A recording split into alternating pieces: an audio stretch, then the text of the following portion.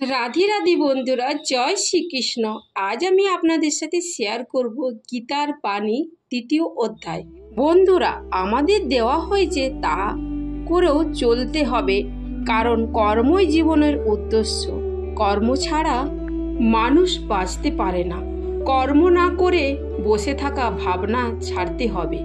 প্রাপ্তি অপ্রাপ্তি মান সম্মানের চিন্তা না করে সংশ্লিষ্ট বিষয়ে নিজেকে নিয়োজিত করতে হবে। সকল প্রাণী প্রকৃতি নিয়ন্ত্রণে কর্ম না করে কেউ থাকতে পারে না। প্রকৃতি নিয়মে কর্ম করেই চলতে হবে। কর্মই জীবনের মূল কথা। কাম, ক্রোধ ও লোভ নরকের দ্বার। এর ফলে জীবনে আসে অশান্তি। তাই এইগুলি ত্যাগ করা দরকার। ভগবান বলেন, যারা কর্ম না করে তারা অজ্ঞানী। তারা তো শান্তি ও অশান্তি ফারাকি করতে পারেন না। জ্ঞানী ব্যক্তি তা পারেন।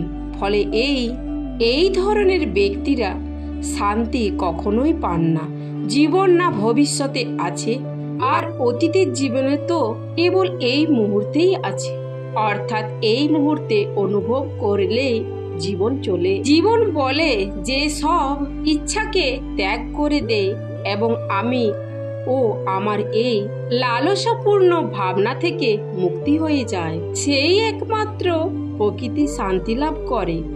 অনেকে মনে করে থাকেন যে সংসারে কাজকর্ম ত্যাগ করাই হলো সন্ন্যাস। কাজ মাত্রকে তারা দুঃখের বন্ধন বলে মনে করেন, তাই সকল রকম কাজে পরিত্যাজ্য মনে করেন। কিন্তু তারা ভুল করেন। কর্ম ত্যাগ করা নয়, কর্মফলের লোভকে ত্যাগ করাই হলো আসল ত্যাগ বা সন্ন্যাস।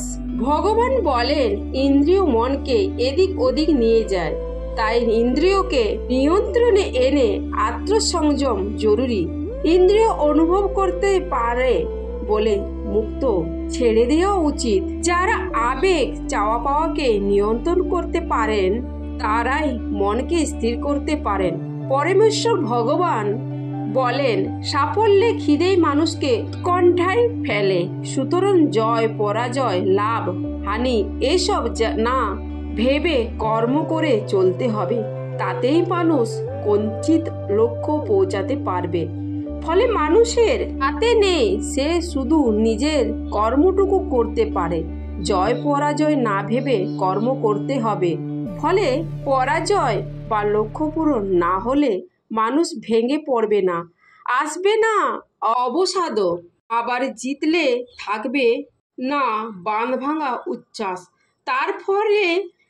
তা পরের লক্ষ্যে এগিয়ে যেতে সাহায্য করবে। কর্মফল কারো হাতে নেই। ফলের চিন্তা না করে কাজ করতে হবে। স্মরণ করতে হবে ঈশ্বরকে। ভগবান শ্রীমদ্ ভগবত গীতায় শ্রীকৃষ্ণ বলেছেন যে প্রতিটি মানুষের তার কাজ খুব ভেবে চিন্তা করা উচিত। কারণ কাজ ভালো হোক বা খারাপ, তা কখনোই অন্তঃসার শূন্য হয় না। প্রত্যেকে নিজের কৃতকর্মের ফল অবশ্যই পান। গীতায় লেখা আছে, কখনো মানুষের সঙ্গে প্রতারণা করা উচিত নয়। আপনি যত বড়ই হন না কেন, একজন সাধারণ ব্যক্তির সঙ্গে প্রতারণা করা আপনার ধ্বংসের সমস্ত দরজা খুলে দিতে পারে। 100 কাজ ছেড়ে খাবার খাওয়া উচিত, হাজারো কাজ ছেড়ে স্নান করা উচিত, লক্ষাধিক কাজ ছেড়ে দান করা উচিত এবং কোটি কোটি কাজ ছেড়ে ঈশ্বরকে স্মরণ করা উচিত। শ্রীকৃষ্ণ বলেন, যখন একজন বিবেকমান মানুষ সম্পর্ক শেষ করে দেন, তখন বুঝতে হবে তার আত্মসম্মান কোথাও না কোথাও আঘাত পেয়েছে। সমস্যা প্রতিটি মানুষকে বিশেষ কিছু অনুভব করায়। যখন সমস্যা আসে তখন একজন ব্যক্তি একা হয়ে যান, কিন্তু সেই সময়ে তিনি জানেন কে তার সঙ্গে আছে এবং কে নেই। আপনার রাগ সহ্য করার পরও যিনি আপনার সঙ্গে থেকে যান, তার চেয়েও বেশি কেউ আপনাকে ভালোবাসতে পারবে না। ভগবান শ্রীকৃষ্ণ বলেছেন, প্রতিটি মানুষের জন্য 3টি জিনিস হলো আত্মধ্বংসাত্মক। তা হলো কামনা, ক্রোধ ও লোভ। এই 3টি হলো নরকের দরজা। ভগবান শ্রীকৃষ্ণ গীতায় বলেছেন, একজন সেরা মানুষকেও ধ্বংস করে দেয় এই তিনটি জিনিস। তাই কাম, ক্রোধ আর লোভ অবশ্যই পরিত্যাগ করা উচিত। মানুষ কোনো অহংকার করা উচিত নয়। একটা সময়ে অহংকারই তার পতনের কারণ হয়ে যায়। তাই অহংকার পরিত্যাগ করুন। ভগবান শ্রীকৃষ্ণ বলেন, যা ঘটেছে তাও ভালো, যা ঘটছে তাও ভালো, আর যা ঘটবে তাও ভালো। আপনি যেখান থেকে নিয়েছেন সেখানেই দিয়েছেন। আজ যা আপনার গতকাল অন্যের ছিল, আর আগামীকাল তা অন্যের কারো হবে। তাই লোভ করে কোনো লাভ নেই। মানুষের উচিত মনের উপর সম্পূর্ণ নিয়ন্ত্রণ করা। আমরা যদি মনকে নিয়ন্ত্রণ না করি তবে আমাদের নিজেদের মন শত্রুর মতো কাজ করবে। শ্রীকৃষ্ণ বলেছেন, এই দেহ তোমার নয়, তুমিও দেহের অধিকারী নও। আপনি নিজেকে ঈশ্বরের কাছে উৎসর্গ করুন, তাহলে আপনার মঙ্গল। চিরকালের জন্য আপনি ভয়, উদ্বেগ ও দুঃখ থেকে মুক্তি পাবেন, মঙ্গলময় কৃপা লাভ করবেন। ভগবান শ্রীকৃষ্ণ বলেন, যতটা সম্ভব চুপ থাকাই ভালো, কারণ সব থেকে বেশি অপরাধ মানুষের জিহায় মানুষকে দিয়েই করায়। কারোর সাথে প্রতারণা করার মতন যা আপনি অন্য কারোর থেকে অবশ্যই ফেরত পাবেন। একটি ভালো দৃষ্টি সেটাই যে নিজের দোষ এবং অন্যের ভুল খুঁজে পায়। সেই ব্যক্তির উপর কখনোই বিশ্বাস করো না যে সময়ের সাথে তার স্বভাব পরিবর্তন করে দেয়। জীবনে কখনো কারোর সঙ্গে নিজেকে তুলনা করবেন না, কারণ আপনি যেমন তেমনি সর্বশ্রেষ্ঠ। সবাই তার জীবন পরিবর্তন করার সময় পায়, কিন্তু কেউ তার নিজের জন্য নতুন জীবন পায় না।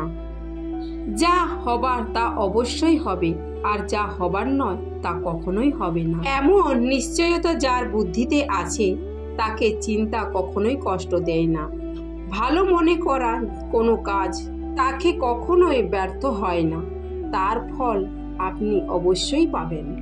কারো ভালো করতে না পারলে কারো খারাপ করো না, কারণ পৃথিবী দুর্বল হতে পারে, কিন্তু পৃথিবী যে বানিয়েছে সে কিন্তু দুর্বল নয়। যে মানুষ যে রূপে ঈশ্বরকে দেখতে চান, ঈশ্বরও সেই রূপেই দর্শন দেন। ভগবান বলেন, সত্য কখনো দাবি করে না যে আমি সত্য, কিন্তু মিথ্যা সবসময় দাবি করে যে শুধুমাত্র আমিই সত্যি। শ্রীকৃষ্ণ বলে যে কুকর্ম করা মানুষ রাক্ষস প্রবৃত্তির সঙ্গে জড়ে আছে, আর তাদের বৃদ্ধি মায়া হরণ করেছে। তারা আমার পুজো বা আমাকে পাওয়ার চেষ্টা করে না।